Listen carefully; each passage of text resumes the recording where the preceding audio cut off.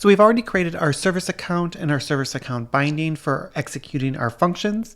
Next, I want to create a tenant and namespace for us to deploy those functions to, as well as provide that service account permissions on that tenant and namespace. So here in the UI, I've already selected an instance and a cluster. It may look slightly different for you if the UI has changed. But once you've selected your instance and cluster, over here on the left, I'm going to click on tenants and namespaces, and I'm going to create a new tenant. Here I'll call it function tenant. You can call it whatever you'd like. This is just for testing. And then allowed clusters, I'm going to select my training cluster that I have here in my instance. And the admin role, I'm just going to select myself as the admin for that particular tenant. I'm going to click confirm. And then within that tenant, I'm going to create a new namespace. This one will be called function namespace. And click confirm. And this is the namespace where we're going to provide permissions to the service account to create and execute those functions. To provide permissions on the namespace, you might think we're going to use the UI to do that, since you may, if you've already used the UI, know that you can add permissions on the namespace level for things like consume, produce, or functions. But we also need to add the ability for the service account to download packages, since when we create these functions, it may need to download some packages in the backend. We can't do that through the UI, so we're going to use that using the pulsarctl command. If you're a developer, in addition to using the pulsarctl command to provide these permissions, this is the tool you're going to be using to deploy your functions as well. So here I've provided a direct link to GitHub for StreamNative pulsarctl.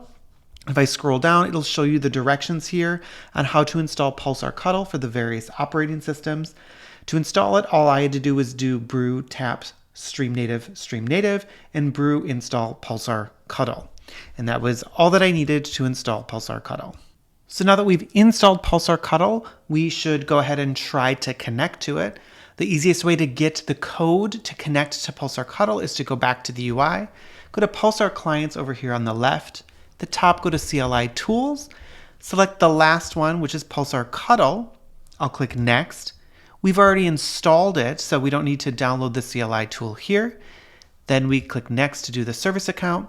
For your service account, select the admin account, the same one we used in the snctl command. Don't select the functions service account because we're still making configuration changes to the cluster, so we need our super admin account. For our authentication type, I'm going to use OAuth 2. You can download the key here, but it's actually the exact same key we already used to connect with snctl, and I placed that on my desktop in that folder.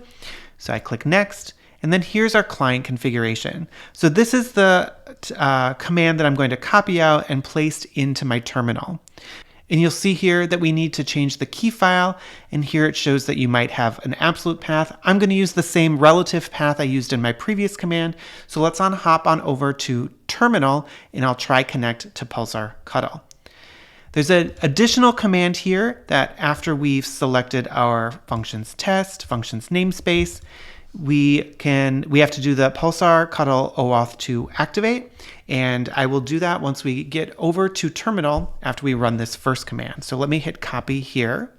So here I am in terminal, and I've pasted in that command that I got out of the UI. The only thing I've made sure to do is I've moved into the desktop folder in my terminal, and then the relative path to the key file, I've gone to the My Files folder, and then here's the file name, and this is a super user or an admin account on my cluster because I'm still making cluster changes. Go ahead and click enter on that, and it says context training modified. And as I'd mentioned, there's one more command we need to execute. That's the pulsarctl OAuth 2 activate. And it should say that we're successfully connected to our Pulsar cluster. I need to provide the service account, my functions service account, permissions to produce, consume functions and packages in the function tenant and function namespace that I just created. So I will use pulsarctl namespaces grant permission, not grant permissions, grant permission, and then the name of my tenant and namespace, so function tenant, function namespace, And then the role is the service account that we created. And that is my functions service account. And we say at, and then it'll be the org name for you. It would be your org name that you've been using. .auth.stream native.cloud. And then the actions are what you want it to provide it to be able to do. And we want produce, consume, functions, and packages. Once we've supplied it with those permissions, we can verify through this command, or we can't provide these permissions in the UI, but when I go look in the UI, I should be able to see them. So here back in the UI, I've selected tenants and namespaces, and it's function tenant, function namespace.